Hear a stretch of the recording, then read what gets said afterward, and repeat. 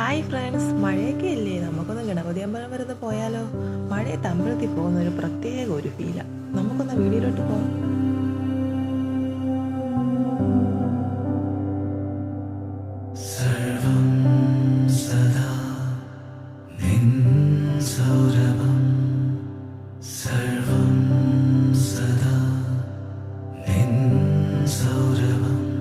നഭസിൽ